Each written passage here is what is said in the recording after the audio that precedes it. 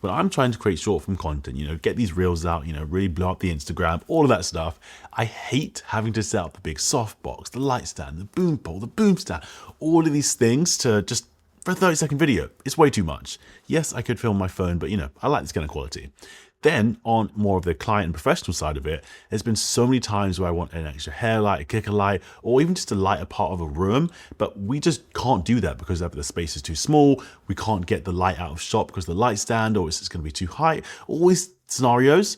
Well, I may have found a solution. This is the Zhiyun Molus Z100 RGB in collaboration with Cam Mackie. And before we do dive into this video, I do have to mention Zhiyun did send this light out to me. This isn't sponsored in any way. They don't get to see this video or have any opinions. They just wanted to send it out and see what I think. And I'm actually a very big fan of Zhiyun lights. You know, currently using the Molus G300 as the key light, and I have the, what is it called? I can control it here. The Cinepeer C100. So I'm looking at the app. Oh, let's get that in focus. There we go. The ND filter is making it go that weird color, but you can see I have the app where you can control the lights, and these are all lights that I purchased, so I can, you know, turn that off if I wanted to, change the brightness. I can do it all just from the app. Let's dial that back. Yeah, so I'm a big fan of Zhiyun lights. I think that the great price, great quality, and yeah. So let's dive further into the X100. So first of all, what is the X100 RGB? Well, it's a 100-watt cob light that is literally palm size, like the size of my hand. It weighs 384 grams. It's actually lighter than my drink right now. Like, with this much liquid, it's lighter than this glass. Just crazy. So it's a super light and portable light that you can use. It's bright enough to be a key light, except if you're going against like bright windows, you're not gonna be able to combat sun with this. However, more than bright enough for most everyday things. It's a RGB light, or RGB WW, so it has a full spectrum from 2500 all the way to 10,000. You can do all of the colors, go over the HSI, the hue, saturation, and intensity. That's the one. So yeah, it's a super versatile light. It has a CRI of 95 and a TLCI of 97, which is a bunch of mumbo jumbo numbers that essentially mean it's color accurate. There are 2 or 3-ish ways to power the light. You first have the battery that just slots into the side here. Wow, that does make a difference in the weight. Battery goes on, so obviously it's basically like a portable charger essentially. It slits in, and yeah, that can power the entire light at 100 watts for this much time. I can't actually remember off the top of my head, but we have that. The other way would be, or the other 2 ways would be at the bottom here. We have the DC port, or we have the USB type C just in the bottom right there. So yeah, why I say it's like 2 or 3 ways. First way being obviously this battery pack. Second way being USB-C, and that you can plug into like a portable charger or something I've used when I've been bringing this up somewhere quite high. Or you can actually use the DC port and plug it straight into DC power.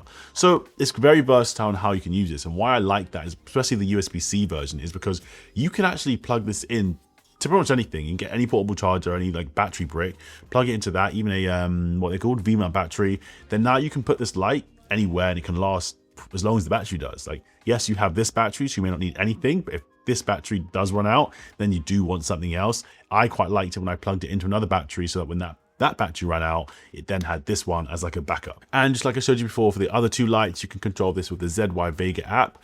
Super useful, especially when you do rig this up in a place where you can't really get to the dials. It just makes it a lot nicer experience. And I do like when companies actually take advantage of the phones that we have and carry around with us all the time, and it works well. And yeah, it's just a nice touch. Diving further into the light physically, instead about the weight, you can see we have these 2 dials here. So that is how we control the light. So to turn the light on, you would hold this side, hold the button down from there, and then you just turn this knob. Oh, it's gonna be really bright in my face. Let me just block that. Let me turn this down because this is literally my face. Well, that was only, that was 6%. Crazy. This is still really bright at 1%. You can literally see there, it's at 1%. I'm looking right into this just for you guys. So yeah, we do have the 2 dials here. So we have the adjustment dial. Nope, it's called the select dial, my bad. So this selects the different side we're on, and then we have the adjustment dial. So obviously we can control the brightness of this. Oh my gosh, there.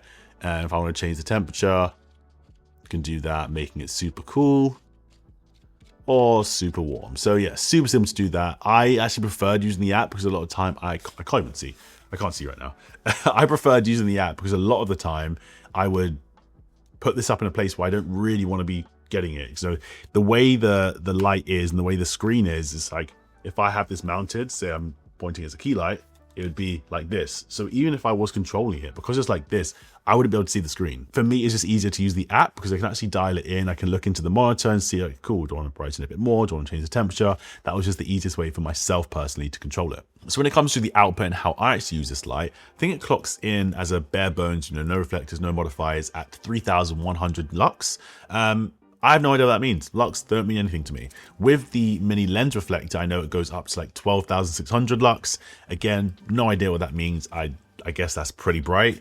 For me, I just want to know, is it bright or not? Yes, it is bright. And how can I use it? So a light like this can be used in a multitude of ways. In a place like this, in a scenario than scene that you're seeing right now, you can see I have a window in the background. That window, I think it shouldn't be blown out. If it is, it's just a touch. I don't want to make it super dark and moody, but this light wouldn't be powerful enough to combat a bright window, especially when the sun's coming through. The Molus Z100, that light is bright enough to kind of overpower, not completely overpower the sun if it's like shining through the window, but if it's reflecting on a building or if it's just the general brightness of the day, it is powerful enough so you can stop down and not have that super bright. This light, however, isn't quite there, so I wouldn't use it in a key light for all scenarios. However, it is more than powerful enough to become a key light because you can put the Bones mount adapter, put it on a big softbox, and now you have a great option. You can, of course, use the standard softbox, but I don't like using this for interviews and bigger things, just because the bigger the source, the softer the source. And that's not what I think this light is for. I personally use this light in two main scenarios, those being the ones that I mentioned earlier in the video.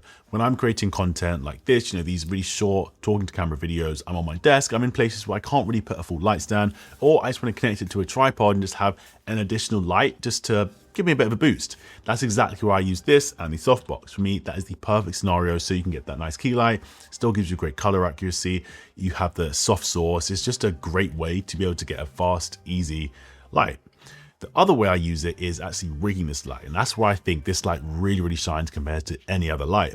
And on the bottom, you can see there's two quarter 20 mounts. We focus that in right there. You can see there's two quarter 20 mounts, and why I think that's really useful is because you can just attach any magic arm, any clamp, just any quarter 20 mount, and then put this anywhere. As you can see in this, that light is coming behind and giving that really cool kind of rim light, the hair light, kind of giving that nice flare look. That's all from this. I put a magic arm into the bottom, clamped it to a rig, had a portable charger hanging on the back, and I was good to go. I had it there for about 2-3 hours, and I was only on like 40%. This light is very bright for how small it is. It's incredible how they packed so much power into such a tiny device. But yeah, those are the main scenarios that I use this light for, just because it's such an easy light just to bring with you. Like even in the bag you use, that it's just not that big at all. You can just pack in, or if you just want to have this and then bring a long USB-C cable and a charger, like that's all you need. That's crazy compared to most lights. Like the fact you can get a light that's that bright and put it in your pocket is absolutely insane. So now that you have a better understanding of the X100, what it does, what it is, all that stuff, I'm going to dive into the pros and cons, things that I found after using this light relentlessly over the past 2 months. Starting with the pros and first going over the modifiers, you have this really cool softbox that packs down really small, goes onto the bottom of the bag, and just super easy to carry around. Then we have the mini lens reflector with the barn doors, and this for me is perfect for now. I want to spread the light around. Maybe it's some room tone, maybe it's in the background like the shot I showed earlier. For me, it's just a great way to be able to concentrate that light and have it in a fairly focused area, but still being quite harsh, not as soft as it would be on a softbox. And lastly, we have this Bones mount adapter. Now this for me is a game changer because this can turn this tiny little light into some sort of small accessory, some small catch light, into a real powerhouse and something you can actually use on like real sets. You would just slot this in, matching these points here. See if I can get this looking into the monitor. Yep, there we go. And now I can put a full-size Bones mount adapter or Bones mount attachment directly onto this. Probably take this off and thing here you can point it. That enables you to be able to really make this like a true key light. So if I wanted to use my huge softbox I do have here, I think it's like a 90cm one, I can now use this as key light. Again, I wouldn't use this if I know I have like a bright background, a bright window or something that I would need to overcome, because it probably wouldn't be powerful enough for that. However, if I'm in a place where I can control all the lights, this is perfect. And again, it's so small. I feel like it kind of defeats the object, you know, pairing something as small as this with a big softbox, because like this would be tiny compared to the massive softbox. But it just means you do have that option. If you want to bring a massive light, you can only bring the softbox, because maybe it's a weight restriction thing. This is your solution. And I wouldn't say you need every single accessory depending on the equipment you already have, but I just want to make that clear. Not everything that I've shown in this video or will show in this video will be in the standard kit. Another pro is, of course, the app control. Being able to control it by the app is perfect. It's super easy to set up and connect, and your device actually remembers it. So you don't have to reconnect it every single time. You just add it to your phone, and then it's there forever. Then diving into the cons, which there aren't many of, there's just a few things I wish could be changed. The first one is the battery. So this battery, I think it provides 34 minutes on 100% charge, which is pretty good.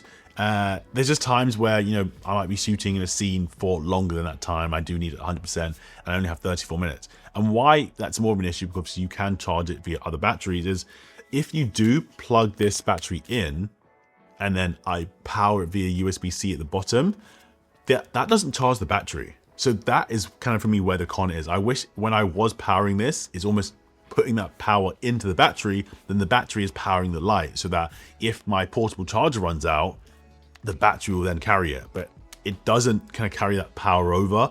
If the charger, the USB-C power or DC power goes in and that comes out, it won't just automatically switch to the battery power. It kind of like resets itself, it turns off, then comes back on at like a reasonable percentage, not quite the same.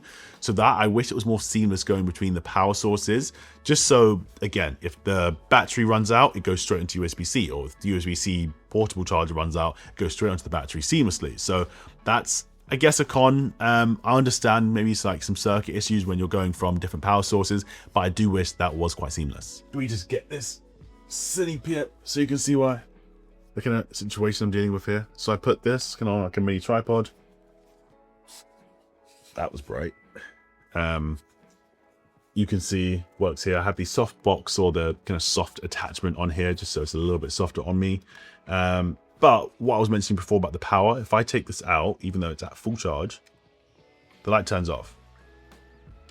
Now it turns back on. So because it's transferring power from like the USB-C to the internal storage or the internal battery, that there for me is just where these kind of lights do need to change. But yeah, these are really useful lights. Then the other main con, which is kind of contradicting myself earlier, as I said, that's one of the pros, and that's the ways you can actually mount this light. So of course you have these 1/4-20 mounts, but if I was to put this on a light stand, I mean, it's just not useless, but it's very hard to use, because think if I screw that in, it's like this.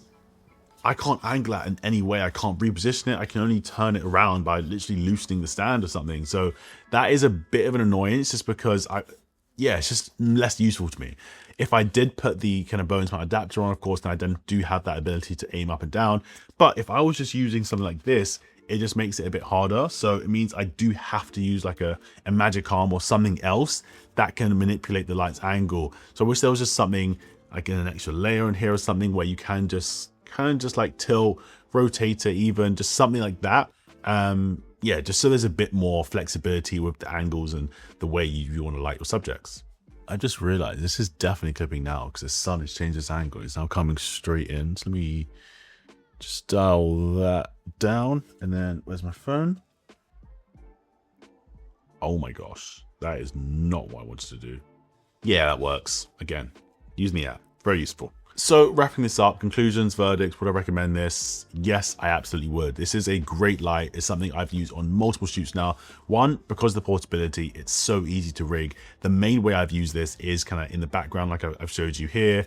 It's just so versatile, and there's so many opportunities for such a tiny light to be able to get so bright is incredible. And this, how you're seeing it now, is the main way I have been using it. There's so much you can get and so many creative things you can do with a light this small.